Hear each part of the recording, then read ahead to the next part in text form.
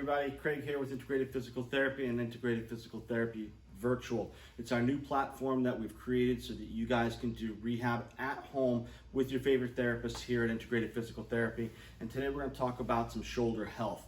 We talk about rotator cuff, we talk about different exercises we can do with the rotator cuff. And one of the most frequent exercises we see all the time is an external rotation exercise. And every exercise has its place. However, every exercise needs to be evolved to the next level to make it more functional. So in any type of injury that we have, we want to decrease the amount of inflammation and pain that we might have in that joint or in that area where we're experiencing the injury. And then we want to increase the range of motion, awareness, and what we call proprioception of that joint. From there, we take it to strength and then to functional exercise and functional movements, return back to activity. So what I'm going to do first is an external rotation in standing. We're going to take a towel here and we're going to place it underneath our elbow close to our body. Now this exercise is something that has its place. It's somewhere where we want to start. And the idea here is to bring the shoulder and the elbow back into its place so that the shoulder blade sits down. A little tuck of the pelvis sits underneath us and we do some external rotation.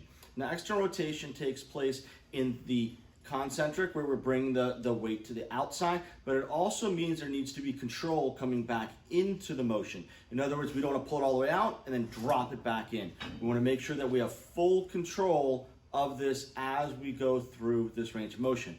We're going to take a little pause here as we learn how to do this exercise, and we're going to take it to the ground in a new type of external rotation using some proprioceptive awareness as well as range of motion for the next exercise. Hang tight. So another variation we can do is, I've got myself lying down here on a mat really close to the wall here. I've got my back flush up against the wall and I'm going to bring my elbow to my side, and I've got a small weight here and I'm going to do some external rotation just to make sure that I'm where I need to be, right?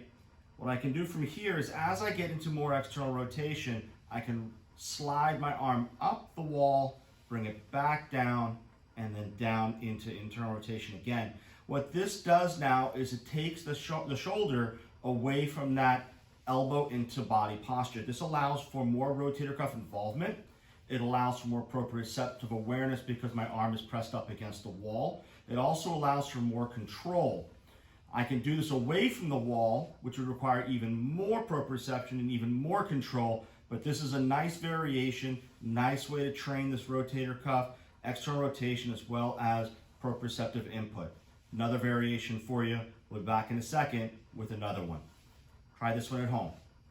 So another variation of hitting that rotator cuff. Again, we're going to lie down. This time we're going to use a table. We're going to come back to the idea of using a towel beneath the elbow and the torso, but we're going to change our grip. So instead of our grip being in a neutral thumb up position, we're going to turn it into a more of a vertical position as we lie down. So as we lie down here, we're going to take the towel, place it between our torso and our elbow, and we're going to turn our thumb up, okay?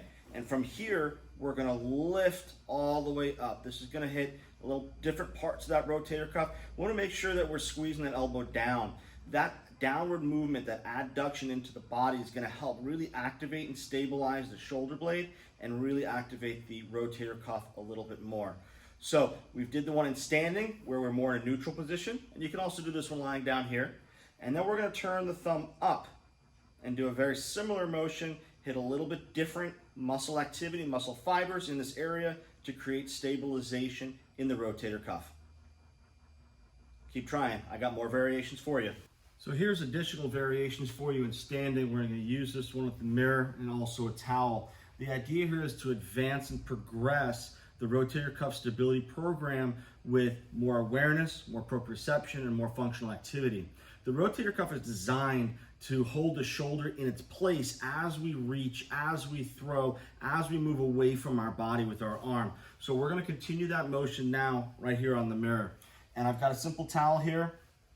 And what I'm going to do is I'm going to bring my elbows, try to keep them parallel with my shoulders if I can. And if I have tight shoulders, tight lats, roundedness, what will happen is you'll feel these shoulders, the elbows rather, move out. So we want to tuck them in real tight.